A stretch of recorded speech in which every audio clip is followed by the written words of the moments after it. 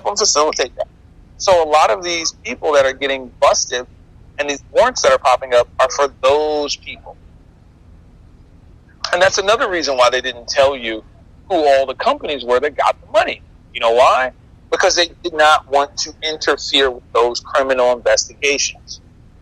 And that's what that came out to. And they're not going to tell you, the American public. So when you're looking at it, like, well, tell me that they're trying to catch people. They're trying to catch people who are Chinese operatives. They're trying to catch people who are running fraudulent ghost companies out of China, pretending to be American. Not only that, you had a ton of faked companies that were what China was using to launder money in and out of America to bribe politicians. You know? So our banking system, certain parts of it are, if you can't get your money, if you're having trouble, you know, withdrawing cash, it's because they're trying to float it back to the Chinese market to play this pump-up game. And then China's running around saying, oh, we've got millions of investors who know that in a post-corona environment that they're going to make record profits undreamed of before. And I'm like, dude. And this is why they're saying that. They're saying that they're selling the dream. They stole that money for one simple reason. After the Trump administration, well, in conjunction with the Trump administration leveraging the trade war, which, trust me, is a good thing, regardless of what any idiot tells you. It's a good thing. And the reason why is because that, along with the fact that his administration basically came out and said, you know what? We're going to ban all, because of the Hong Kong Autonomy Bill, I think it was an Autonomy Act. He turned it into a law. And basically he said, as this law stands, he says we will not allow Chinese Communist Party members to enter America as long as Hong Kong is having their human rights violated, and they're violating the original agreement between the British and the Chinese when they relinquished Hong Kong in 94 and 95. So now we have this weird reality where they were supposed to honor that deal until 2045 or 2048, 2054 or 2058. I got to look it up again. When they turned it over, it was the two systems, one country, which meant you can have democracy in Hong Kong and you can have communism in China, but you're still one country. Meanwhile, you know, technically, you know, I don't even. The point is, these banks are giving your money to the criminal cabal pigs to shore up their imploding economy. And they're trying to get you to invest in it, while India basically came out and said, if you're involved with doing business with any company that has any Chinese investment right now, we're going to take all your money because you're supporting a criminal organization. And that's basically what India said. Or I'm paraphrasing, but they put it out that way to the point where now people are recognizing that, you know what, it is financially fatal to get in bed with a Chinese company, because they know now, no one can say they don't know that. Let me give you an example. No one can say they don't know that 90%, maybe 95% of your companies that are big Fortune 500 companies coming out of China are owned by the Chinese government, therefore part of the Chinese military apparatus. You can't say you didn't know. So I say that to say that any corporation or person running around trying to have a conversation with a Chinese, you know, executive from who knows where is in violation of the Logan Act, and also in violation with the Trading with the Enemies Act. So now you're going to go to federal jail for life or 40 years because you wanted to try to get a sweet deal. And that's basically where we're headed, where you're going to have a bunch of people going to jail because they were like, I was making hundreds of millions. Like, yeah, but they were like using... Anyway. I'm sorry, anything else? Well, so that's what our banking system is basically being gutted. It's being gutted by the federal government in such a way that prevents... we're sealing China off. We're sealing China off from their ability, number one, to influence us, and their ability to affect us economically in a global manner, and we're also conditioning the battlefield. Listen, we're going to end up going into China, but when we go into China, we're going to be giving rebels guns. It's basically you're going to see Chinese Al Qaeda against the criminal cabal of pigs. It's happening now, to the point where they had to put out a memo to say prepare for civil unrest and domestic terrorism. They say a rise in domestic terrorism. It's like, are you calling it domestic terror? And they also reference the terminology insurgencies. I'm like, okay, so what I'm telling you is that the criminal cabal of pigs is trapped in the country they just wrecked. Which is why they keep taking more and more drastic measures to cover their butt, because there's nowhere for them to go.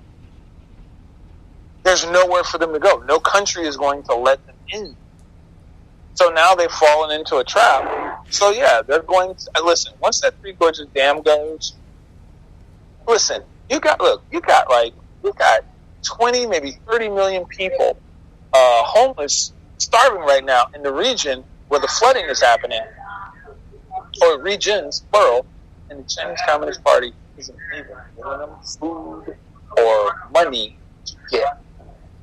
Meanwhile, a bunch of other viral outbreaks. Meanwhile, they keep telling you, China has contained the virus. China has contained the virus.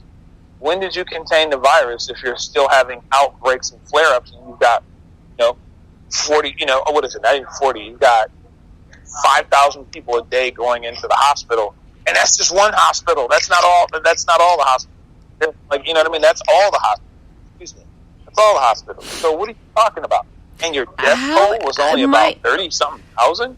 My thing is how do they even anticipate that a vaccine is a viable solution when you can be re-exposed? So here's what I'm thinking. We're going to be stuck with this thing for maybe a generation where it functions like the flu. And the reason why I'm saying that is because of the fact that we're going that a component of our society are super spreaders. So one of the big jobs we're going to have to deal with is people who deliberately... look at the game they're playing with the president right now. He's literally having to dodge people who got infected by other people whose job it was to infect everybody around him for the purposes of making him sick. Meanwhile, vice president's like, man, because listen, they're taking all the necessary steps and measures to protect themselves. Hey, let me ask you a question. Have you ever seen the president pale and pasty? No. You know why? He's up in that tanning bed every other day, getting that sunlight. He's taking that zinc, he's taking that vitamin C, he's taking that ascorbic acid, he's taking the B complexes, he's taking that potassium, he's taking that niacin, he's taking that azithromycin, aka Z-Max, aka zithromycin, aka the other term, mycin, I think it is. He's taking that Plaquenil, aka hydrochloroquine. Mm-hmm. He's taking, like I said, get yourself a malaria shot. Start there, folks. Start there. Anywho, so we're in a situation where I'm saying this just to say that they're playing tank politics to try to trap the tank. And every time they look up, this dude's dodging them, or they say, oh, so-and-so, and then it's like, oh, the vice president tested positive. Did the vice president actually test positive? And I'll be honest, I deliberately for the last 8 months was dodging doing anything that was going to facilitate infection. And that's the reality, is that behind closed doors, I guarantee you, the president and everybody else is deliberately doing things to dodge infection. So they're like, oh, maybe the vice president has it. It's like, nah. See, here's the thing. The media, never mind. Anyway, I'm sorry. Go ahead. No, I mean, I have to wrap it up soon. But I want to have you back on the air, when you get a chance and we have a better connection. But it's just, it's crazy. It's a lot. It's a lot of information. I want to put this on record. China is going to not splinter. It is going to completely break up into 5 other countries. I said this before. It's going to break up into 5 other countries. Now, we're not talking about including Hong Kong, not Taiwan, not like Laos or Kuala Lumpur, or those places, or Tibet or outer Mongolia, southern Mongolia, whatever, South Mongolia, whatever. Stop that. And the Xinjiang region where the Uyghurs are, it's going. I'm sorry, including that one, but it's going to break up into 5 other countries because most people have never done their history on what the political situation was in China, and it is always chaotic when China is trying to reorganize. Meanwhile, when China finally did get around to reorganize, you had Chiang Kai-shek actually set everything up. Chiang Kai-shek set everything up for China to eventually transform into, democracy to some extent. They ended up in China. I'm sorry, not China, but they ended up in Taiwan with democracy. Like, go look how far back the struggle.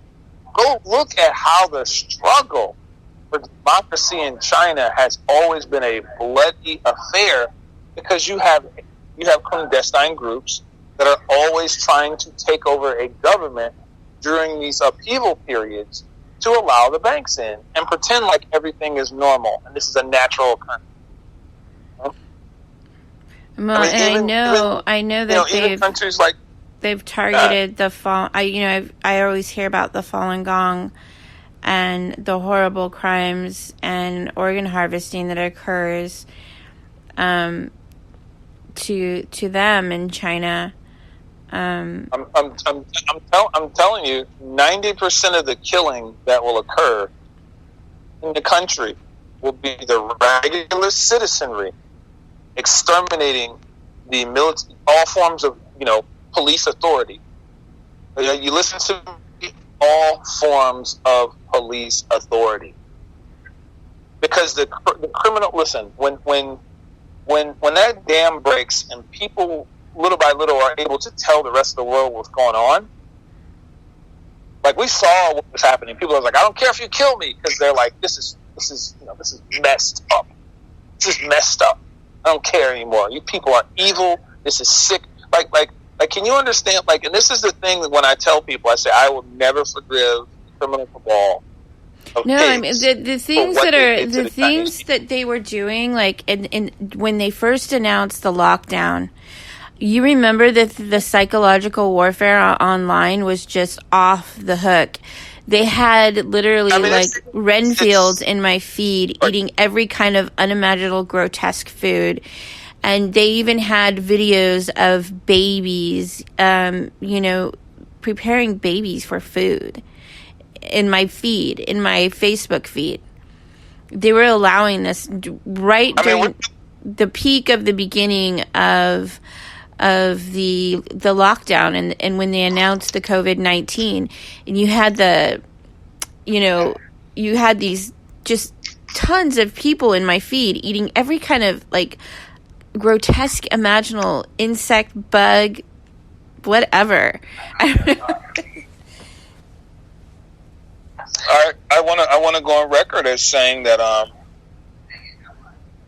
once